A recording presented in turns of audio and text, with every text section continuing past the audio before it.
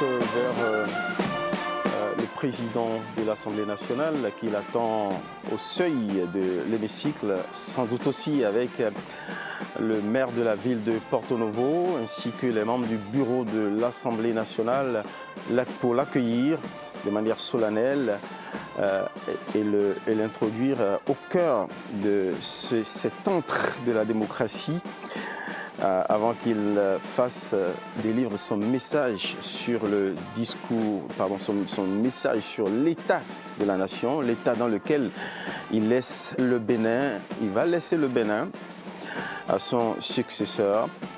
On va analyser avec nos invités sur ce plateau les avancées, mais également les défis.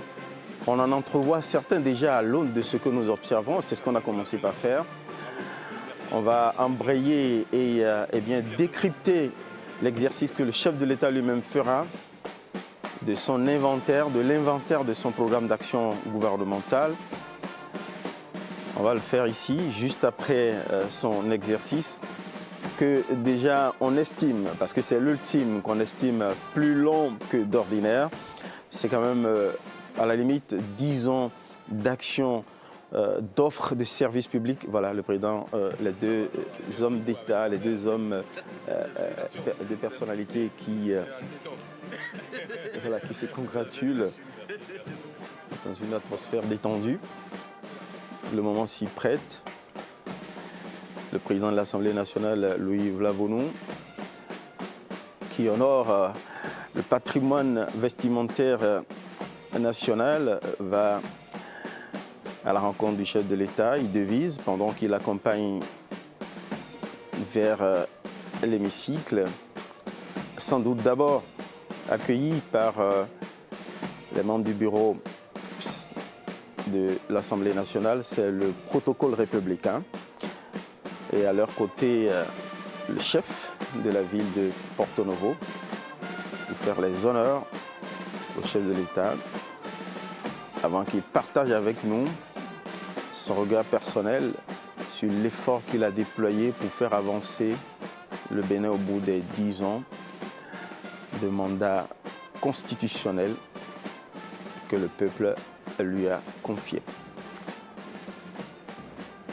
Voilà, quelques instants d'échange avec les députés, membres du bureau du Parlement. Moment de courtoisie républicaine avant qu'on puisse avoir droit à son exercice républicain. Eugène Alassoupou, vous décriviez une trajectoire enthousiaste des avancées qu'on a pu observer avec Patrice Talon. Vous étiez carrément à la limite de votre regard, de votre analyse. Vous étiez sur la transformation de l'offre de formation. Est-ce que cela a pu induire, surtout pour accompagner la transformation industrielle? Parce que là, il faut des profils professionnels et pas que des profils généralistes qui, malheureusement, on l'a observé, c'est un constat patent partout dans tous les pays de l'Afrique dans la période post-coloniale, c'est qu'il y a une offre de formation qui est totalement en décalage avec les besoins de l'économie et même l'avenir. Et donc, c'était très important de transformer la formation. On ne peut pas réussir une politique d'industrialisation du pays sans avoir des ressources humaines qualifiées. Vous savez, ce qui s'est passé à la GDZ, c'est que le gouvernement du Bénin, bien qu'en offrant des possibilités, des facilités à des investisseurs, a interdit qu'ils reviennent au pays avec leurs ouvriers, les ouvriers de leur pays. Conséquence, il fallait travailler sur les ressources humaines existantes. Et c'est ça ce qui en fait. Il y a ce qu'on appelle, les spécialistes de l'Agence nationale pour l'emploi appellent des capacitations.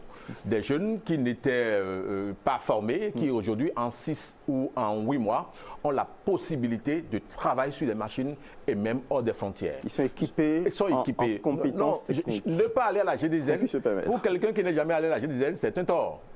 Vous allez comment les jeunes travaillent, la qualité des machines. Et vous savez aujourd'hui que en dehors du textile, que le Bénin fabrique du carreau. Le Bénin a sa marque de carreau aujourd'hui et qui est exporté dans la sous-région. Moi, j'en ai vu dans les pays voisins. Et donc, c'est des efforts. On n'avait jamais cru à ça. Vous avez du textile fabriqué, exporté au quotidien, bien dans les pays. Il y a des marques que je n'appelle pas ici. On revient de loin. C'est un pari industriel quasiment gagné à l'aune. C'est un pari. Et je peux vous dire qu'au départ, il n'y a que le président de la République qui croyait à la GDZ.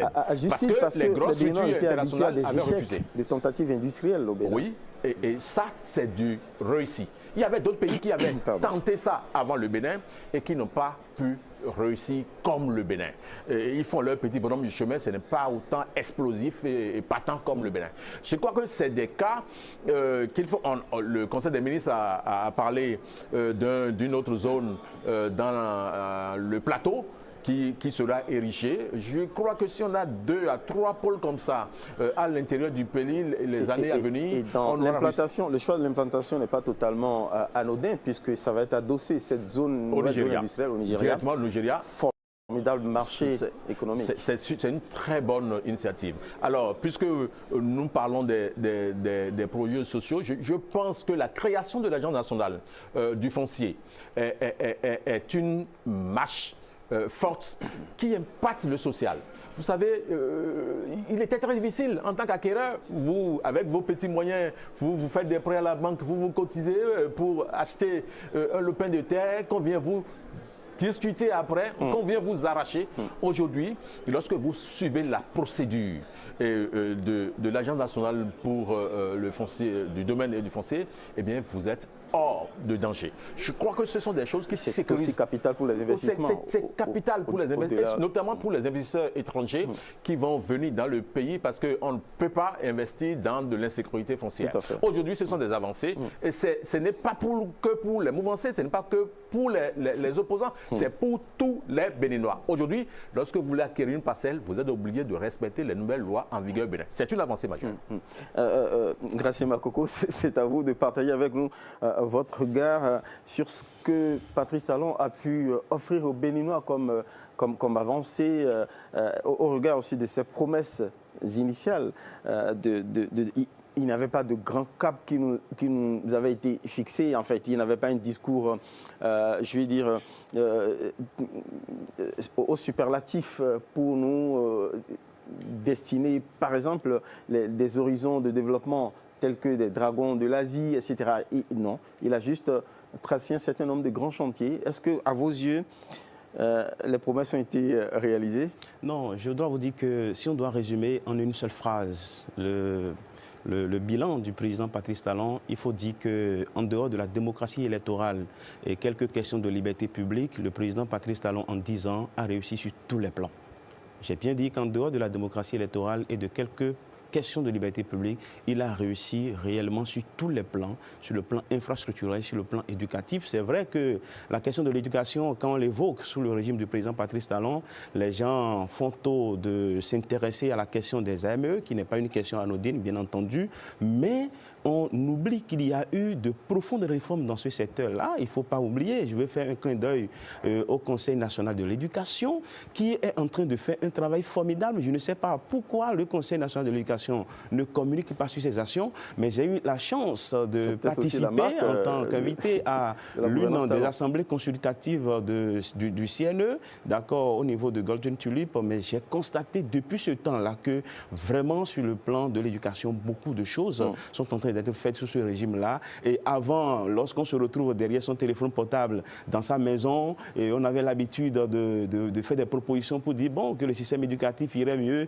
si on faisait ça. Nous-mêmes, moi-même du moins avec une équipe, on s'est retrouvé à l'intérieur du CREJ, qui est une structure de réflexion. Nous sommes dirigés vers le CNE et on est parti avec quelques projets, mais lorsqu'on a pris contact avec ce qui se faisait, on a vu que ce que nous on a proposé, les gens ont déjà dépassé ce niveau-là et il y avait beaucoup de choses qui se font au niveau du secteur de l'éducation. En dehors de ça, le CNE incarne une sorte de gouvernance rationnelle. Tout à fait. et je me rappelle, visionnaire, ça en fait, ce n'est pas une confidence, je me rappelle du sentiment de l'état d'âme de l'actuel ministre de l'Enseignement supérieur de la recherche scientifique, que je salue au passage, Mme Eleonore Yahi, lorsque, lors de l'Assemblée consultative de 2023, le Conseil a décidé à ce que des résolutions soient appliquées avant même la rentrée qui a suivi. Je me rappelle, la ministre dit « Ah, quand même c'est trop, mais on fera l'effort ». Vous comprenez que les gens sont sous pression et qu'il y a un travail fondamental qui est en train d'être fait. Ça,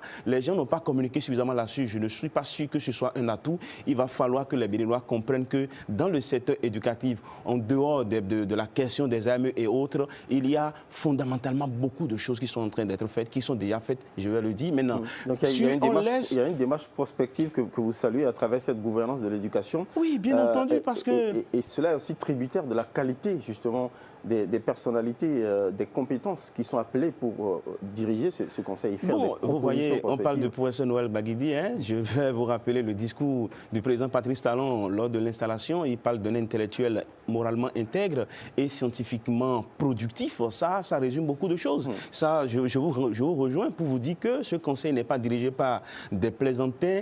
Et lorsque le conseil veut travailler, il suffit simplement de prendre le cadre légal qui encadre ce conseil et regarder le profil de ceux qui sont en train de travailler, ceux qui mènent la réflexion et voir ce que ça a donné. Monsieur Alosupo a parlé du secteur professionnel, on a parlé des lycées, mais je pense que c'est une petite goutte dans une grande mer parce que beaucoup de choses ont été effectuées en ce qui concerne la gouvernance administrative des écoles, la gouvernance financière des écoles. Il y a eu beaucoup d'avancées dans ce sens-là. Et là, je suis sûr qu'on ne pourra pas résumer, d'accord, sur un plateau de télévision dans un délai trop fermé tout ce qui a été fait sur le plan éducatif. Mais malheureusement, la population voit simplement le salaire des AME. Ce n'est pas une question qu'on peut banaliser, c'est sans doute vrai, mais je vais dire qu'au-delà de ça, il y a quand même beaucoup de choses qui ont été effectuées. Mais quand je laisse le secteur de l'éducation, on va revenir sur les défis, parce que même dans tous les secteurs...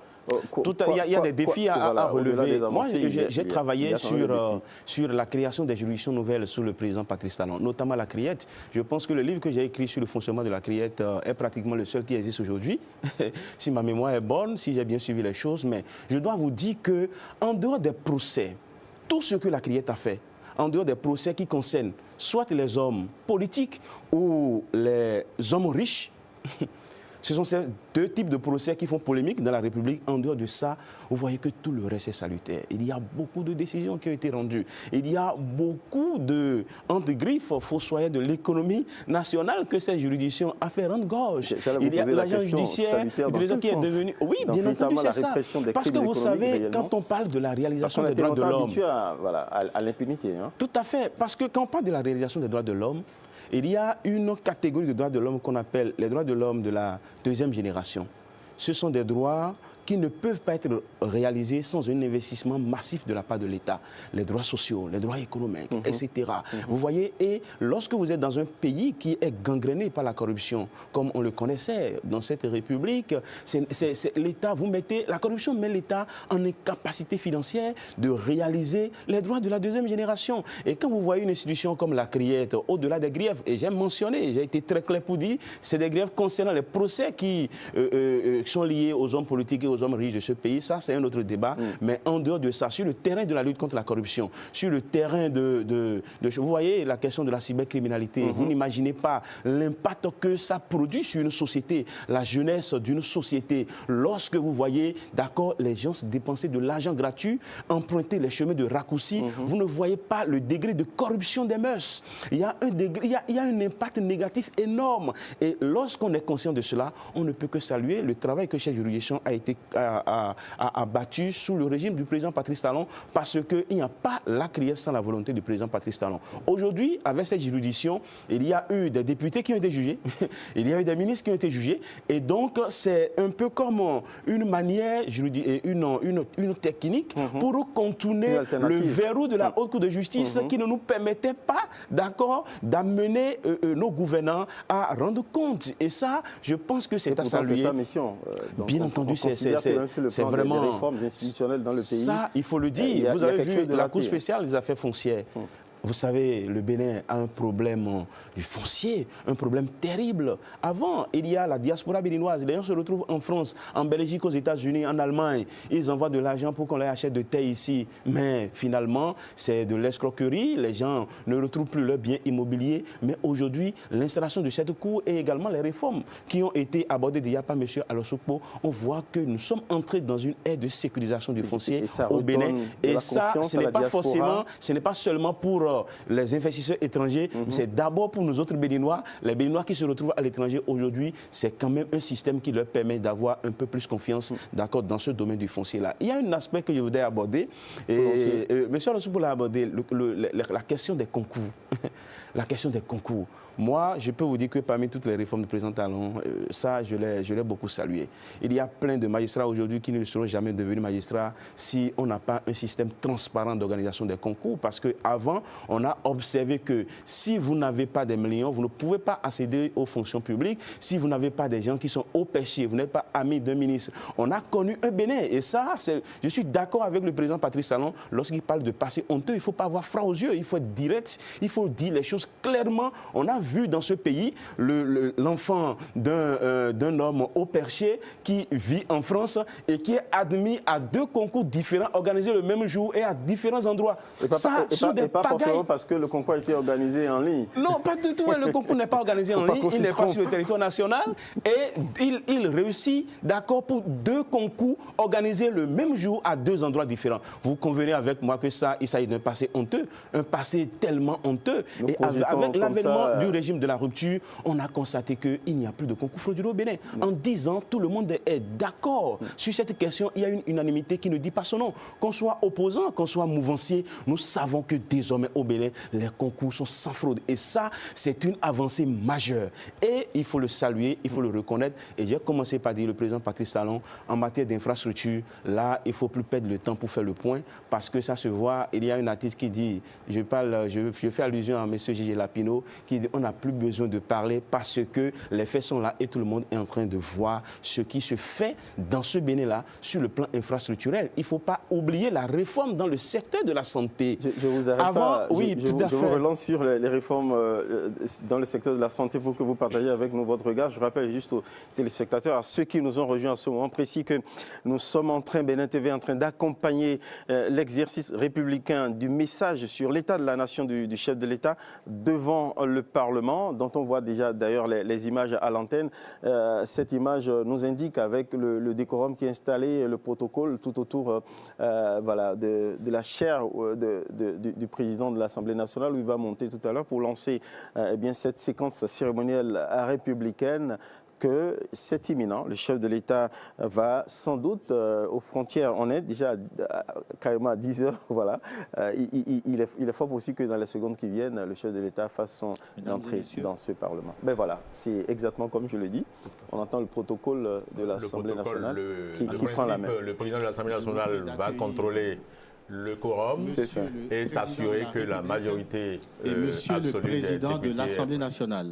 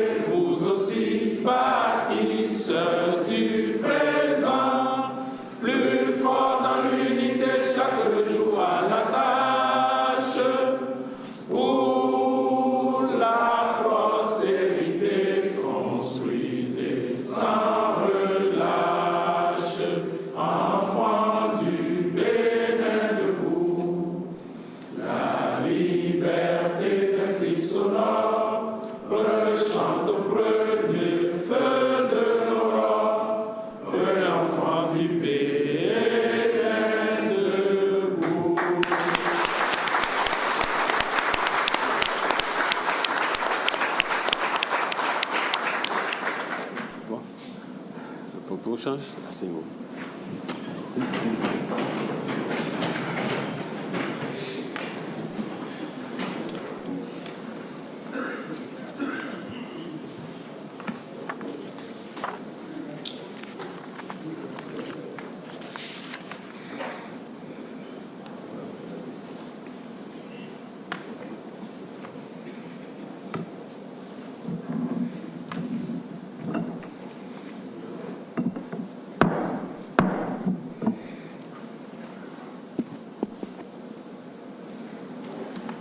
La séance, ça ne marche pas.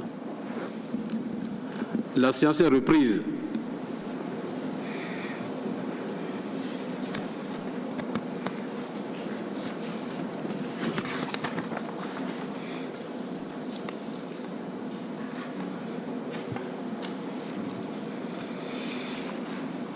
Excellence, Monsieur le Président de la République,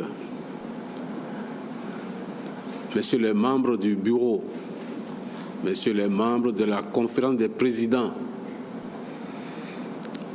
Messieurs les ministres, chers collègues députés, honorables invités,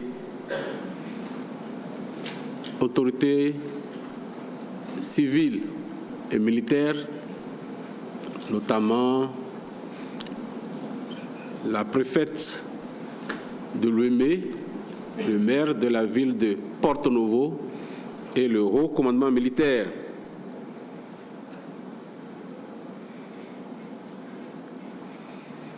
Conformément à l'article 72 de la Constitution, nous voici réunis pour écouter le message du chef de l'État sur l'état de la nation.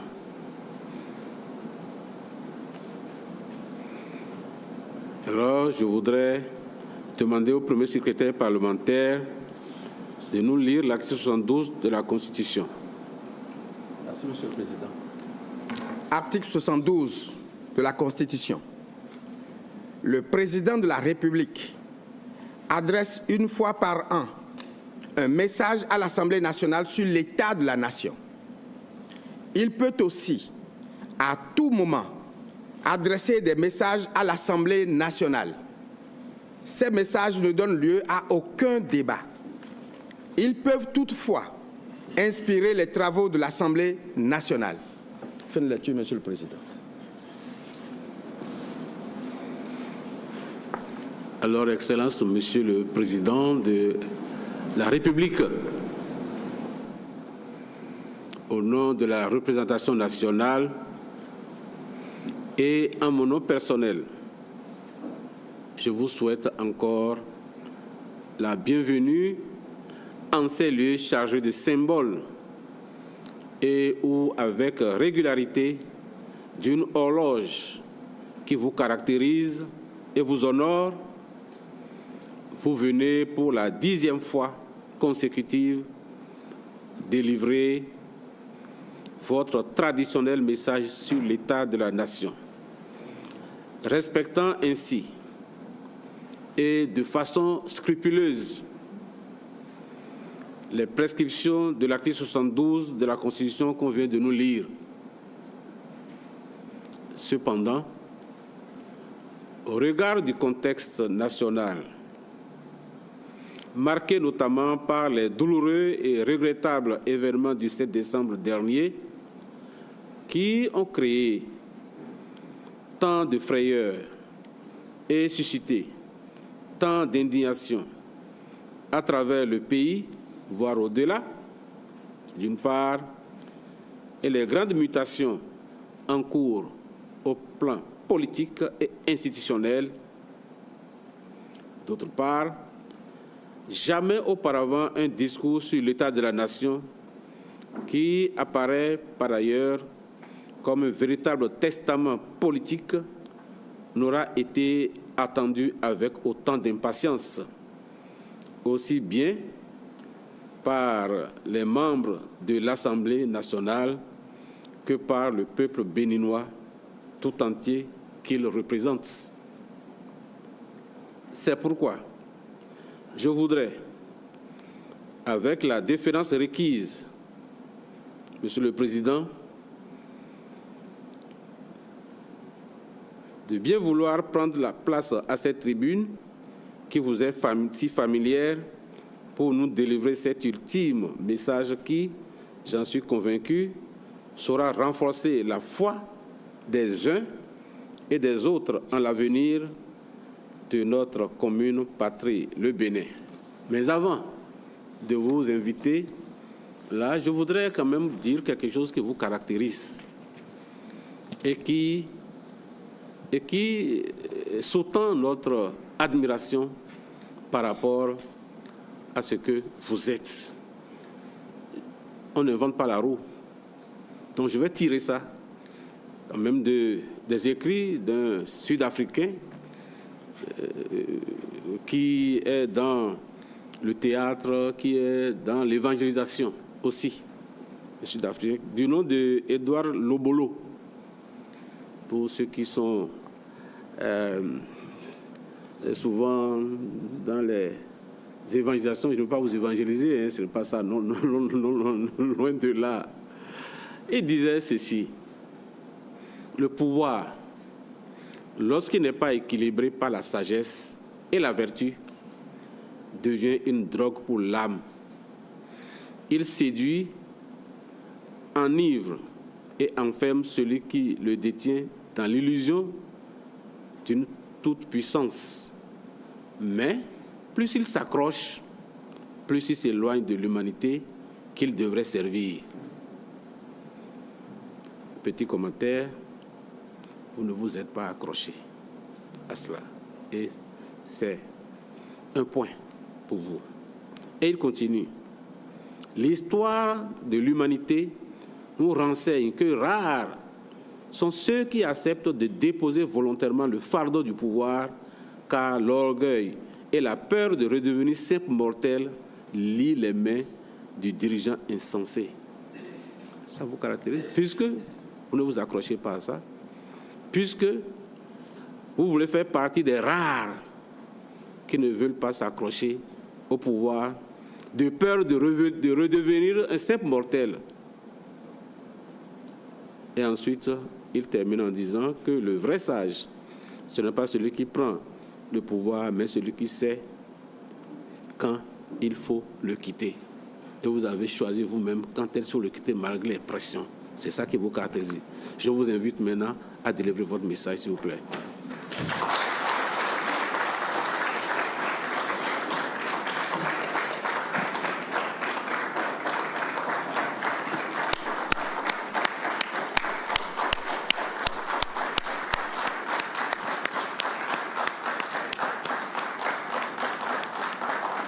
Merci.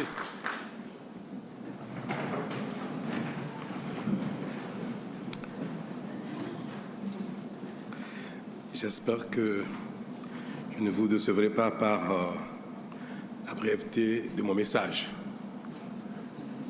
Le président a dit tout à l'heure que c'est le message le plus attendu. Mais en général, les au revoir doivent être courts et brefs, pour que l'émotion ne monte pas trop. Je peux vous dire que ce n'est pas sans émotion que je me tiens devant vous ce matin pour mon dernier message dans cette posture. Monsieur le Président de l'Assemblée nationale, Mesdames et Messieurs les membres du bureau de l'Assemblée nationale, président de commission et président de groupe parlementaire, Mesdames et Messieurs les députés. Pour une 10e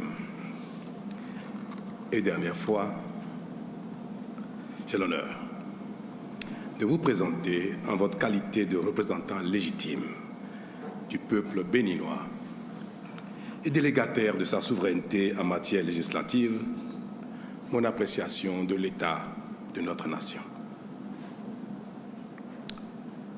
65 ans après notre accession à la souveraineté internationale, la nation béninoise, issue du regroupement des royaumes qui constituaient jadis notre actuel territoire, s'est solidement constituée et son unité s'est renforcée. La communauté nationale vit en bonne harmonie et aucune tension ethnique, religieuse ou sociale ne s'observe au point de constituer un risque pour la paix et la cohésion interne. L'intégrité du territoire national est préservée en dépit des agressions sécuritaires extérieures qui éprouvent nos forces de défense et de sécurité dans certaines localités frontalières.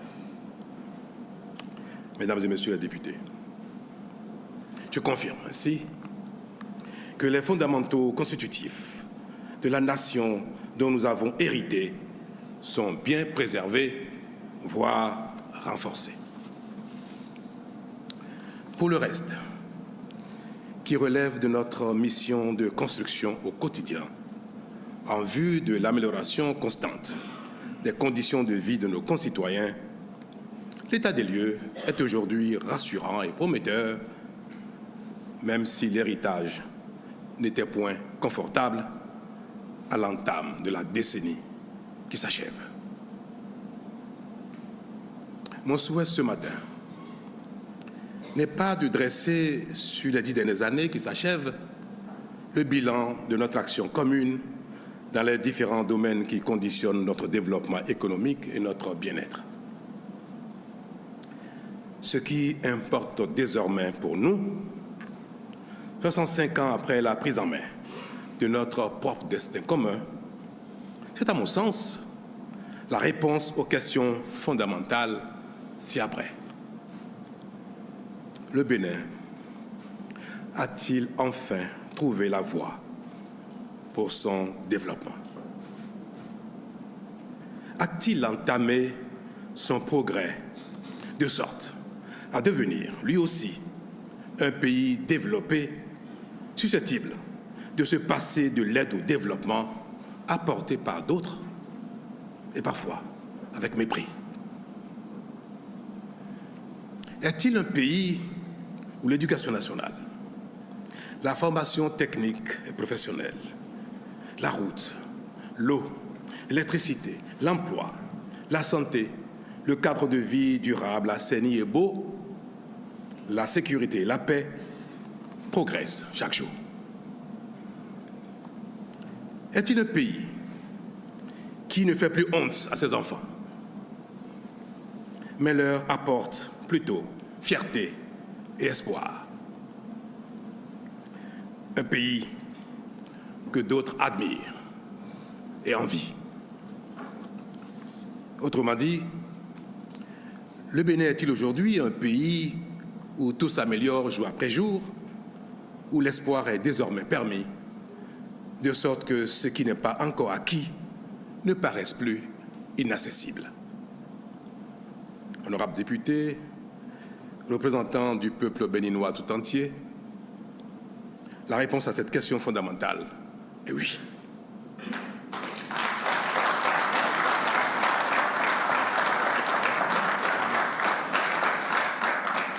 En effet, depuis bientôt 10 ans, le Bénin a entamé sa mutation et les signes de notre progrès sont visibles par tous.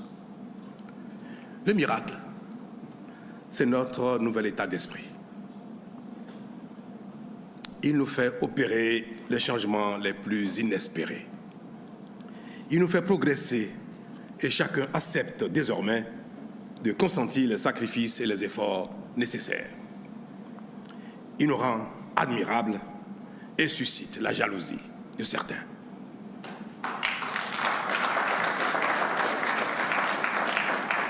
Ce nouvel état d'esprit est le résultat du courage dont a fait preuve l'ensemble des responsables politiques en charge de notre commun destin depuis bientôt 10 ans.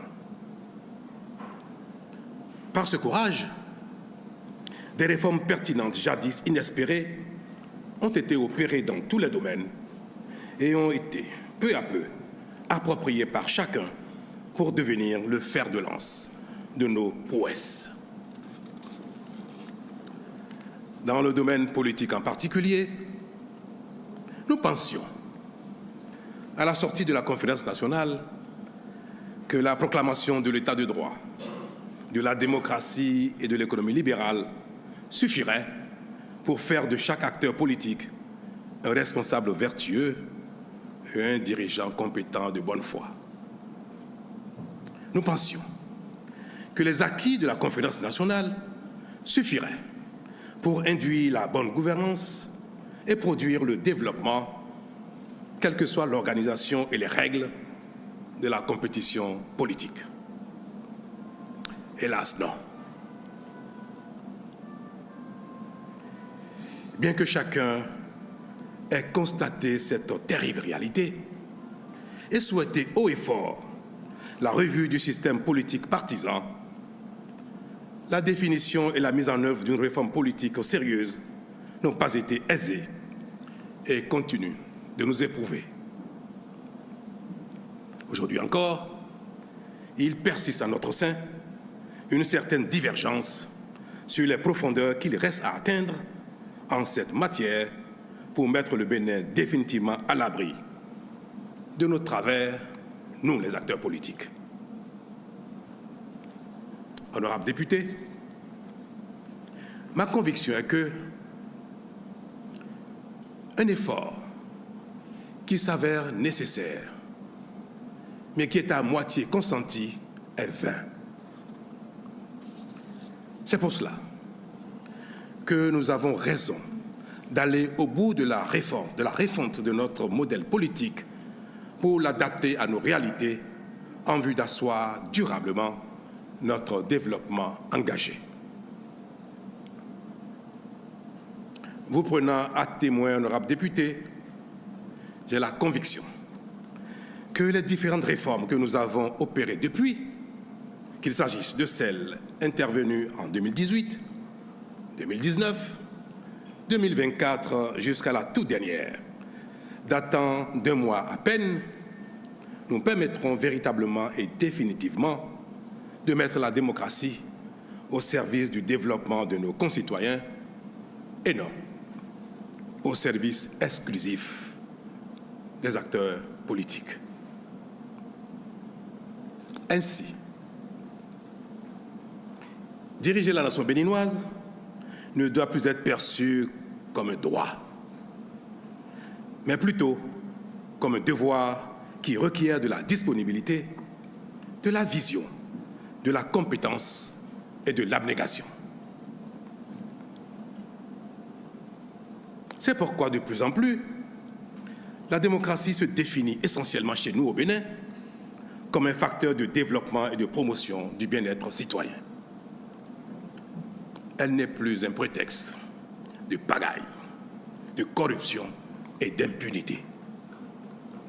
Au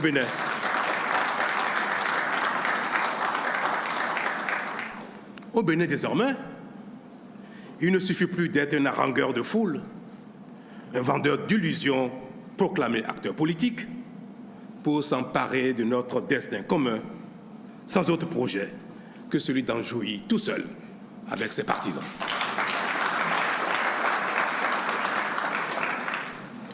Pour nous diriger au Bénin, nous protéger, assurer notre développement et notre bien-être, il faut en être capable et le mériter politiquement. Être acteur politique ne confère plus aucun droit.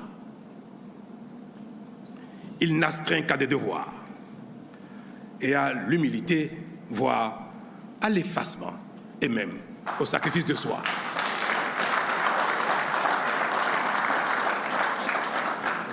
Monsieur le Président, Mesdames et Messieurs les députés, si tel est l'état des lieux en ce qui concerne notre modèle de démocratie désormais au Bénin, pourquoi devrions-nous en rougir parce qu'il n'est pas la copie conforme de ce qui se fait ailleurs? Pourquoi? Mais est-ce que le Bénin est la copie conforme de notre pays dans le monde? Mais non.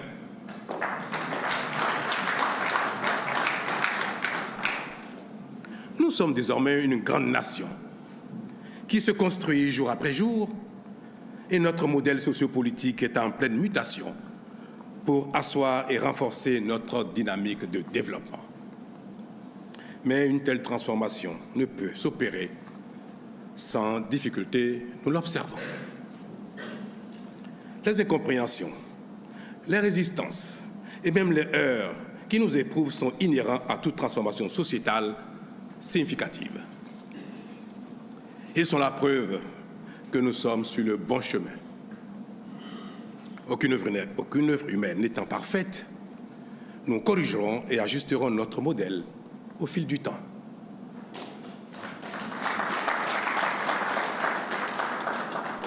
À cet effet, chaque génération devra apporter à la nation éternelle sa part d'innovation et de génie constructif, ainsi que son courage pour empêcher coûte que coûte les nostalgiques rétrogrades et les marginaux d'arrêter le progrès.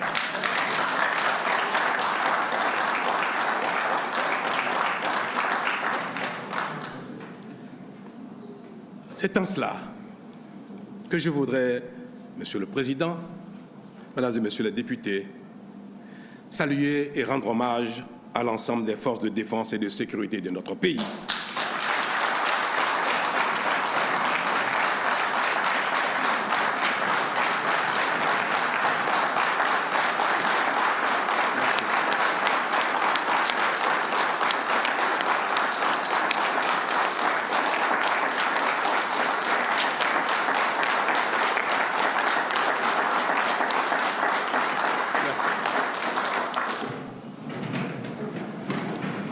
Pour leur bravoure, leur loyauté à la République face à l'attaque perpétuée le dimanche 7 décembre 2025 contre la nation béninoise par des marginaux insensés, manipulés par quelques compatriotes en quête de privilèges perdus, ainsi que certaines autorités politiques et militaires étrangères. Je salue la mémoire de ceux d'entre nous qui y ont perdu la vie et adresse à leurs familles et proches, au nom du peuple béninois tout entier, nos sincères condoléances. Aussi, voudrais-je, en mon nom personnel et au nom de la nation tout entière, exprimer notre fierté et notre reconnaissance à l'égard de tous les corps d'armée, toutes les garnisons du territoire, tout le commandement militaire, la police républicaine et son commandement, qui tous, sans aucune défection, se sont mobilisés spontanément et immédiatement pour défendre la patrie, refusant de prêter main forte aux assaillants et se mettant à la disposition de l'État.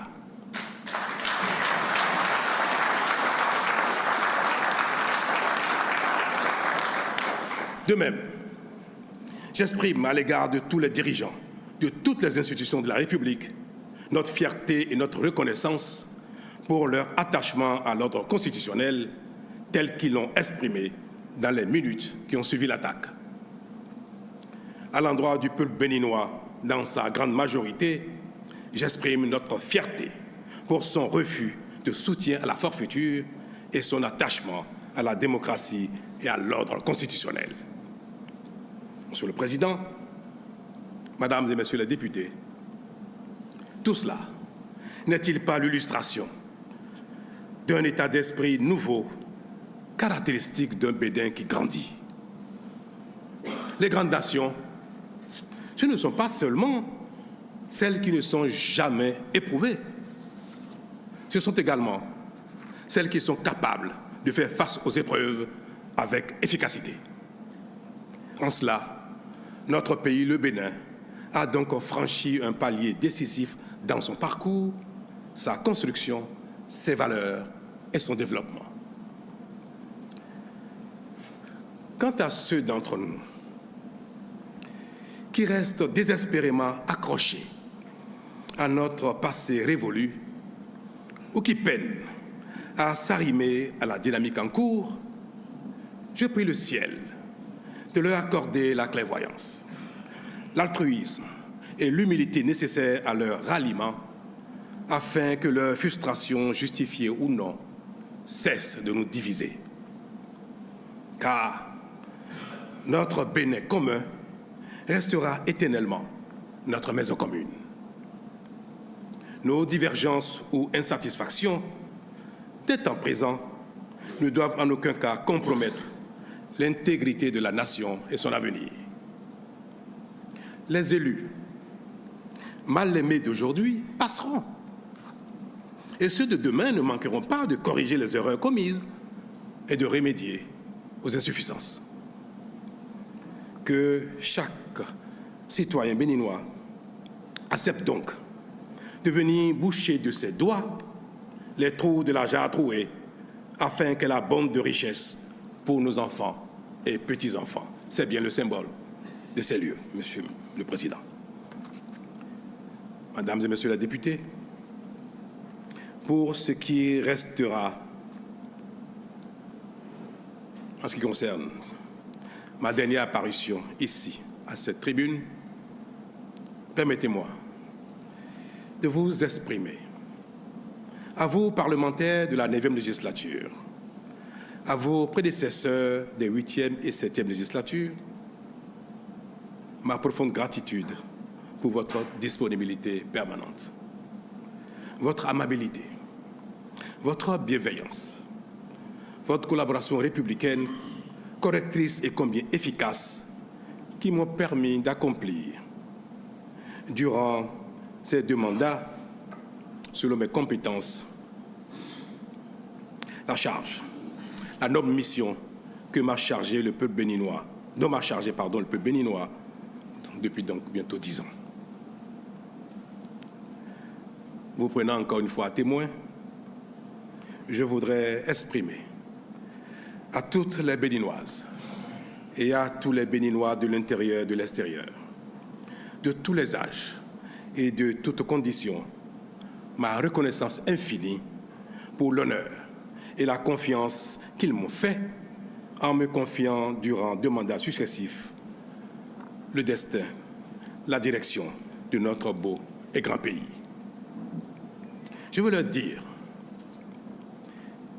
que j'ai pris et gardé tout le long des 2 mandats la mesure de leur attente, que j'ai donné le meilleur de moi-même, jour et nuit, avec bonne foi et abnégation, pour être à la hauteur de leur confiance.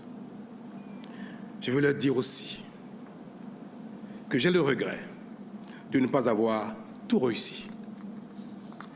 Mais je veux, surtout et davantage leur dire, alors que la fin de ma mission est toute proche, que j'ai la certitude qu'ensemble, nous avons accompli de grandes choses, dont certaines nous paraissaient même impossibles.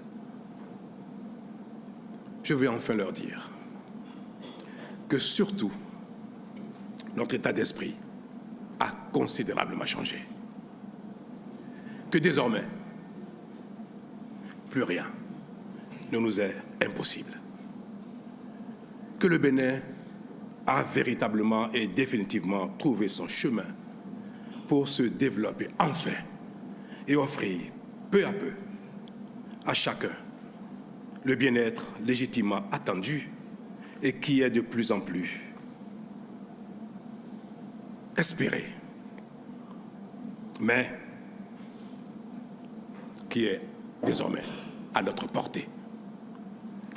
Le développement, le bien-être attendu depuis tant de temps par tous, Monsieur le Président, Madame et Messieurs les députés, ce bien-être, il est désormais à notre portée et nous cheminons chaque jour ensemble pour le conquérir.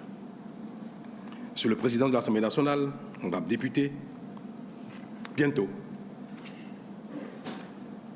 de nouveaux conseils communaux prendront le relais dans nos communes.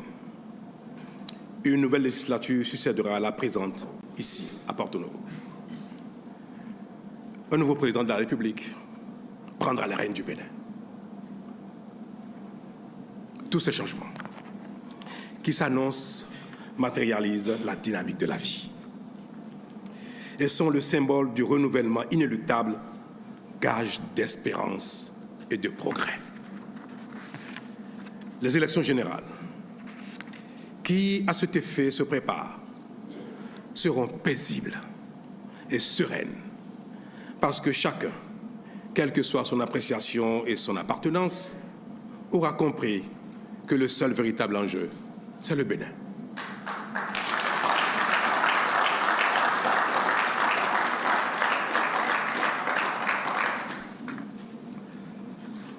Mesdames et Messieurs les députés, représentants de la nation tout entière, par vous, à travers vous, vous prenez encore à témoin, je voudrais dire à tous, aux Béninois et aux Béninoises, de l'intérieur et de l'extérieur, que nous n'avons aucune raison de craindre l'avenir. Je veux leur dire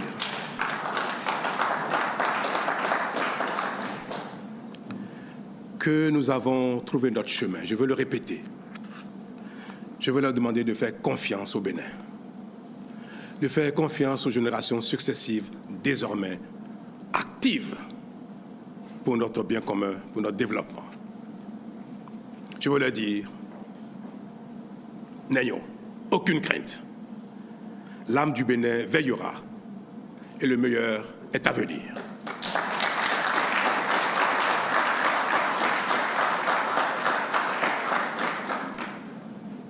Telles sont ma prière et mes vœux pour l'année 2026 qui s'achève, ou qui s'annonce plutôt. Pardon, je vais trop vite, hein. 26 n'est pas encore arrivé.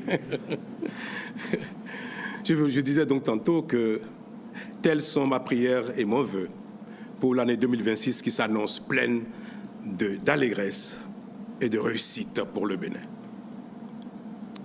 Puisse-t-elle apporter à chacun et à chacune la bonne santé, la prospérité, la patience, le patriotisme, l'amour de soi et de l'autre, ainsi que la joie de vivre. Mesdames et messieurs, vous aurez compris que l'émotion m'a étreint.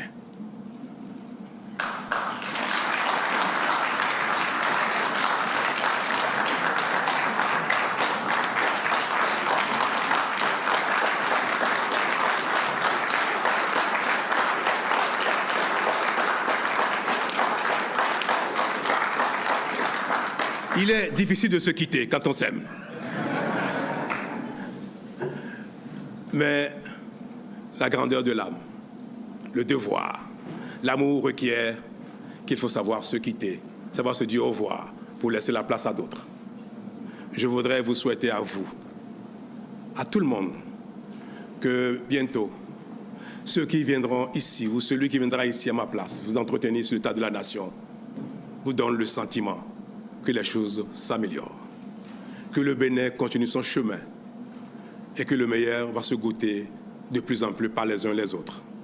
Je voudrais que dans les rues de Cotonou, chez moi, ou dans un café ou dans un bar, ou chez des amis, en regardant le prochain faire son discours d'état de la nation, je voudrais constater que dans tel ou tel domaine, les choses ont avancé, sont allées encore beaucoup plus loin que ce que nous avons fait ensemble. Je voudrais que l'âme du Bénin y veille. J'ai confiance. Et je vous invite à avoir autant confiance en notre destin commun, en notre capacité de développement, d'abnégation, d'effort. Et je prie le ciel de nous exaucer. Merci.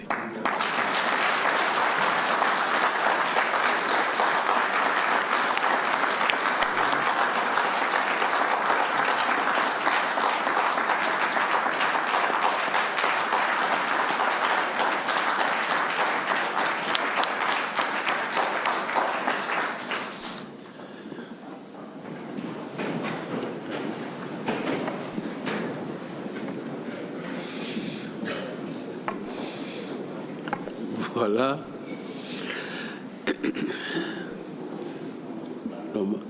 Il n'y a pas de commentaires, comme l'indiquent nos textes de la République.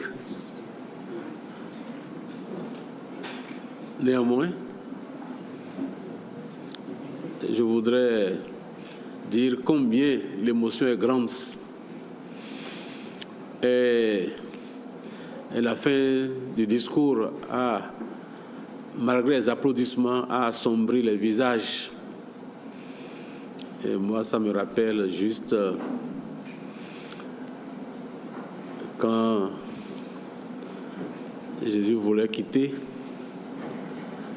quand il a rassemblé les disciples, ce qu'il a dit dans Jean 17, « Mon âme est triste à mourir, je veux que vous gardiez votre unité. Je ne vous appelle plus serviteurs, mais mes amis. » Et l'intensité de cette émotion, de cette charge émotionnelle qui envahit notre hémicycle, nous fait penser à ces maximes qu'on nous apprend sur les bancs. Les changements même les plus souhaités ont leur mélancolie. Alors, nous vous souhaitons bon repos, le repos du guerrier, parce que vous avez combattu le bon combat. Et maintenant, la palme d'or est attendue pour être remise en mai 2026. Chers collègues, nous sommes au terme des prescriptions constitutionnelles. Nous allons suspendre la séance et elle reprendra dès que vous serez invités par les canaux habituels. La séance est suspendue. Mesdames et messieurs, je vous prie de saluer le retrait du chef de l'État et du président de l'Assemblée nationale.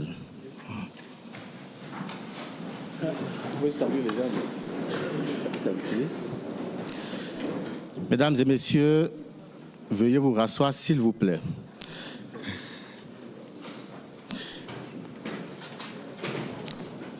Nous procéderons à une phase des salutations d'usage.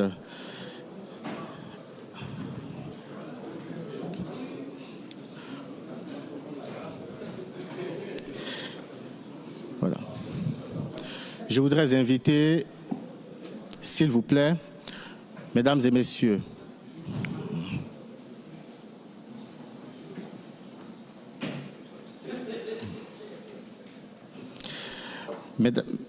Mesdames et messieurs les membres du gouvernement, à faire leur civilité aux deux hautes autorités.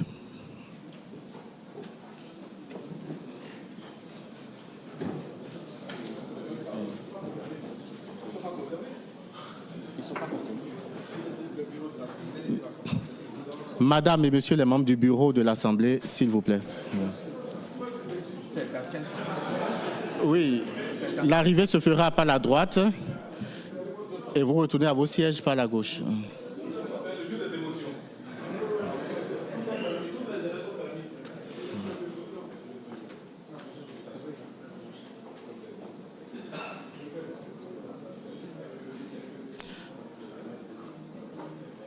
Messieurs les présidents de groupes parlementaires et des commissions permanentes, s'il vous plaît.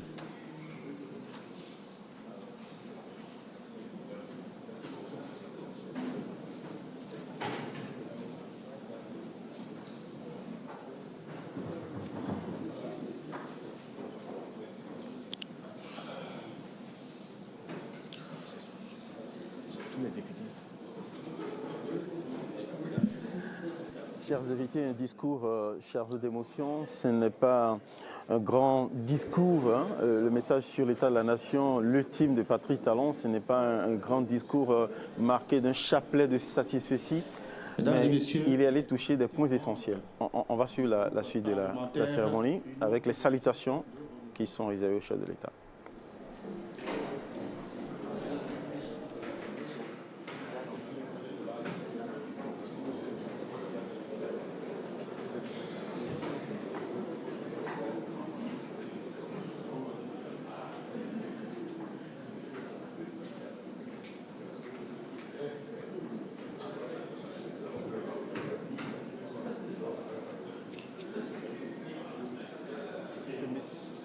Voilà. Tout à fait. Cette procédure-là, que les députés auront la possibilité d'être en contact comme ça avec le chef d'État. Maintenant, après la charge, il y a les amitiés qui continuent. Absolument. Il y aura d'autres possibilités de se voir.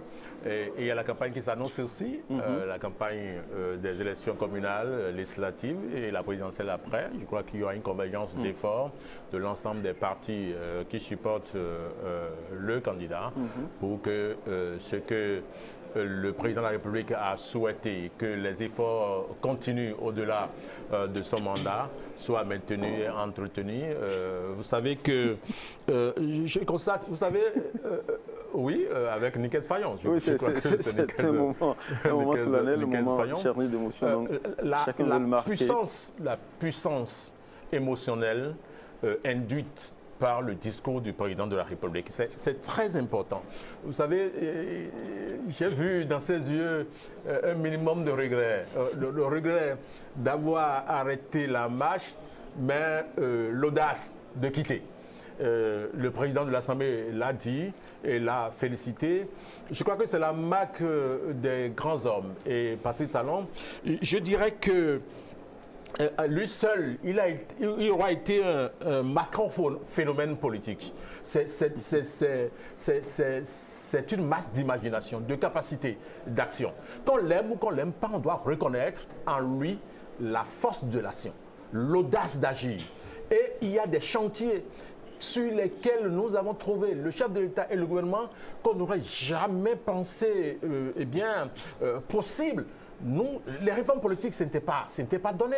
Et on a avancé en 2017, il y avait beaucoup de scepticisme par rapport à ça, mais on a évolué. Il y a eu des casses, il y a eu des difficultés. Et il a appelé à ce que ceux-là qui ont marqué leur opposition puissent retourner à la maison, soutenir la dynamique qui est en cours. Pas sa dynamique, parce qu'à partir de 2026, et précisément en mai, il aura quitté le pouvoir, mais avec celui qui vient, deux pouvoirs ne se ressemblent jamais absolument. Deux hommes ne se ressemblent jamais à la gestion, à la tête d'un pays. Il y aura certainement chacun avec sa marque. Chacun avec sa marque. Il y a des acquis. Il y a des acquis, et sur ces acquis, celui qui va lui succéder va étoffer ses actions pour le bien-être des Béninois. Tout ce que le chef d'État a dit là, dans ce discours de 26 minutes bien chronométré, c'est la convergence des efforts pour le bien-être du pays et des citoyens. Pour nous, c'est essentiel, et il a continué à exprimer cette conviction qu'il a nourrie depuis 2016 à la tête du pays. Parfois, on l'a accusé de faire des pas forcés sur un certain nombre d'actions, mais au bout du compte, le résultat est là, le résultat est palpable.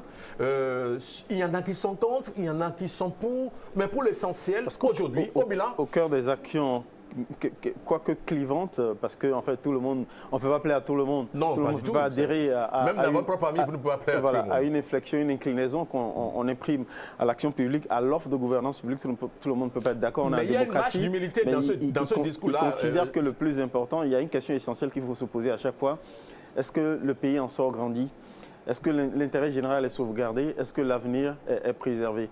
Et après, autour des dissensions, Patrice Talon appelle en toute humilité à ce que tous les filles et fils du pays, à l'image du symbole justement unioniste de l'Assemblée nationale, d'ailleurs qui a été sacralisé au sortir de la conférence nationale, qui ait des élans collectifs pour qu'ensemble on corrige les marges d'erreur pour avancer ensemble. Et lui-même l'a reconnu qu'il pourrait y avoir des erreurs, et ces erreurs-là seront certainement corrigées par celui qui va lui succéder.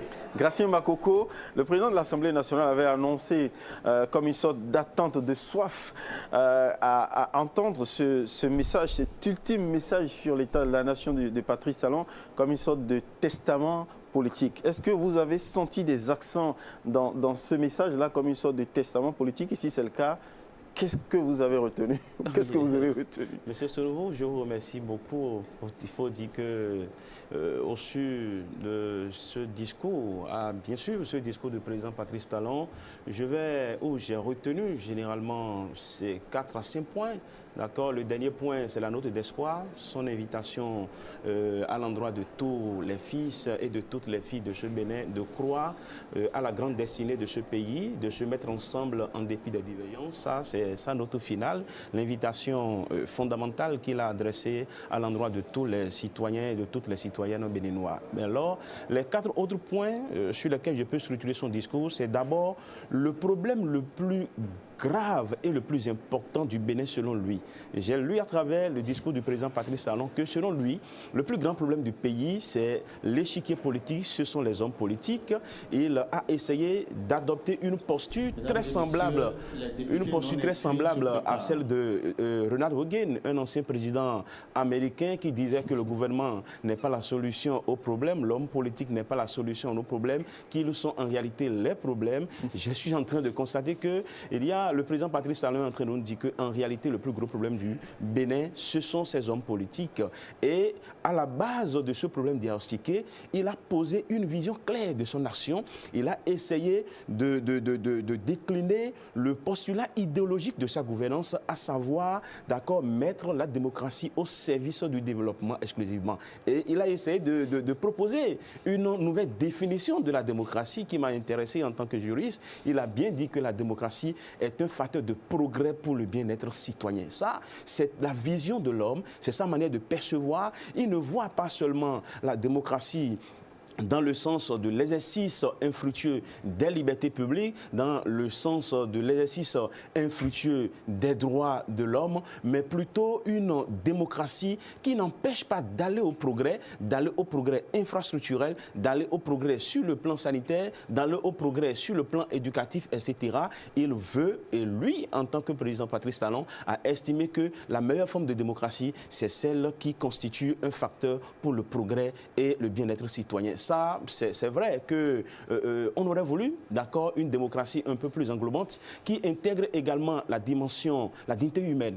La dignité humaine parce que tel qu'il a pensé, c'est vrai que c'est une solution conjoncturelle à un problème réel du Bénin, mais au fond, on aurait voulu que celui qui va le suicider puisse essayer, d'accord, d'épouser cette vision de la démocratie, mais rechercher à intégrer également la dimension la dimension qui concerne la condition humaine, la dignité humaine, parce que c'est capital, puisque si nous avons le progrès matériel sans avoir un épanouissement personnel, ça ne va pas être forcément le développement dans son entièreté. Ça reste la vision de l'homme, ça l'a caractérisé. Et le troisième point, c'est les actions qu'il a menées. Et j'ai pu noter quelque chose quand le président Patrice Talon parlait des réformes. Il s'est plus appesanti sur les réformes politiques. Selon lui, c'est à ce niveau seul que les problèmes sont intervenus. Et ce n'est pas faux. Parce que quand nous prenons le secteur de la santé, la réforme dans le secteur de la santé, au début, les gens n'y croyaient pas, mais à un moment donné, nous avons vu le bien fondé, la suppression du droit de grève, d'accord, dans le domaine de la santé. En tant que juriste, on n'était pas d'accord. Mais avec le temps, nous nous sommes dit, est-ce que la vie humaine doit être un objet de marchandage? Et petit à petit, on l'a compris, le retrait du droit de grève aux magistrats. C'est vrai que jusqu'à aujourd'hui, je reste pas d'accord par rapport à cela, mais on a vu quand même que ça a eu des vertus dans le secteur de l'éducation. Des services publics essentiels. Tout à fait. Donc, utiles aux citoyens. Ce sont des choses que les Béninois ont fini par comprendre. Donc, ils ont fini par adhérer à ça. Mais ce qui concerne plus précisément les réformes politiques, la question reste posée. La question reste posée parce que c'est sa manière de voir le monde, sa manière de voir l'action publique, la marche des pays qui l'a amené entre griffes à factoriser ou à mettre en parenthèse certaines caractéristiques ou certains éléments de la démocratie telle qu'on l'a connue avant lui. Libertaire. Voilà, donc on ne va pas le dire, mais dans une certaine mesure, il faut quand même dire que c'est un homme qui a diagnostiqué un problème et il a posé clairement son mode d'action, son idéologie, d'accord, de développement, et après il a agi. Il convient lui-même que sur le plan politique, son action ne fait pas unanimité. Nous sommes d'accord que dans les autres domaines, il n'y a pas trop de débat. Sur le terrain politique, c'est un élément. Mais le président Patrice Talon, dans son discours, a sorti une phrase très forte, que nous il a défini ce qu'on appelle, on peut appeler le profil de l'homme politique béninois après lui. Le profil, il ne s'agit plus simplement d'être un harangueur de foule pour présider à la destinée de l'État du Bénin, pour animer les institutions de l'État, pour d'accord se retrouver à un niveau élevé au niveau de notre République. Il va falloir allier à la capacité de mobilisation de l'électorat, la compétence, et il a parlé également de l'abnégation. Et ça me rappelle les derniers mots ou les dernières volontés du roi Rui Badia. C'est vrai que le Bénin, c'est Niki, c'est tout, mais ça c'est juste, ce n'est pas pour diviser, et que les téléspectateurs me pardonnent, mais j'illustre à travers les derniers mots du roi Rui Badia, qui a détaillé également le profil de celui qui va lui succéder. Et le roi Rui Badia a fait allusion à un élément caractéristique que je voudrais que le président Patrice Talon puisse ajouter, ou que nous essayons d'ajouter au profil de l'homme politique. Il doit être un homme affectueux. Les peuples sous-développés ont besoin d'abord de cela, parce que, vous savez, les gens n'arrivent pas à encore manger, tous les problèmes demeurent urgents, et lorsqu'on fait le développement, la beauté, c'est quelqu'un qui est en train de souffrir quelque part, et lorsque nous restons dans une démarche d'affection, avec les mots, on peut déjà guérir à moitié la misère de quelqu'un, et donc, dans cet élan global, ça va nous permettre de construire le grand Bénin que le président Patrice Talon a contribué à bâtir, parce qu'il ne faut pas se mentir, c'est un homme qui a posé des pas déterminant. On avait commencé par les lister à l'entame de nos propos sur ce plateau, mais on ne cessera jamais de tout citer, parce que vraiment, il faut le dire, c'est un homme. Son passage à la tête de l'État du Bénin n'a pas été sans impact, et ça a été sans impact avec des impacts significatifs, des impacts profonds. Il a fait allusion à ce qu'on appelle l'état d'esprit. L'état d'esprit du Béninois, c'est capital. Aujourd'hui, il y a une sorte de peur, d'accord, de dilapider les ressources de l'État, parce que si vous le faites, le statut de député ne vous protège plus. Le statut de ministre ne vous protège plus. C'est cela ce qu'il a pu apporter fondamentalement. Et ça, il faut le dire, ce qui peut nous inspirer un peu de la distance, c'est lorsque le président disait que l'homme politique au Bénin, désormais, n'a plus de droits, il n'a plus de devoirs. Bon, ça, il y a un peu... on comprend, tout à fait, parce que si je me souviens, en tant que jeune béninois, que les salaires politiques demeurent les plus importants du pays, on se dit que est-ce que totalement ils sont sans droit? Ils sont avec droit, des droits énormes. Il va falloir, dans ce sens que, puisque nous voyons aujourd'hui que la vision du président Patrice Talon, c'est que les hommes politiques aient davantage de devoirs. Et pour cela, il va falloir que nous puissions initier des réformes pour revoir à la baisse l'exorbitance de leurs droits, parce qu'ils ne continuent pas à en avoir. Aujourd'hui, nous avons des députés retraités, et lorsque le député, il sert l'État à l'hémicycle, il participe à l'adoption des lois, après, il a une retraite, il ne nous dit pas jusqu'à quand ça va finir. Quand c'est dans des pays comme le Bénin, où les ressources sont limitées, où toutes les questions sont urgentes, il va falloir, comme j'envisage, ou j'entrevois... Il y a une sorte de rationalisation des privilèges. Tout à fait. Il y a une sorte de rationalisation des privilèges. Et je pense que, notamment pour les députés retraités, il va falloir... Ça embête un peu la jeunesse à laquelle j'appartiens. Lorsque nous sommes là, les gens n'ont pas encore le travail. C'est vrai qu'il y a beaucoup d'efforts qui ont été effectués sur le plan de l'emploi, mais il va falloir quand même que les privilèges qui continuent pas à exister, qui n'ont pas été totalement annulés, notamment au niveau des hommes politiques. C'est pourquoi ne pas prendre l'exemple de la Suisse. On peut comprendre que cela nourrisse des frustrations légitimes telles que nous les exprimons. Est-ce que l'esprit, justement, de donner des privilèges confortables aux élites politiques, aux élites qui gouvernent, c'est justement de leur éviter d'aller à la tentation de toucher aux ressources publiques, et donc derrière une rigueur implacable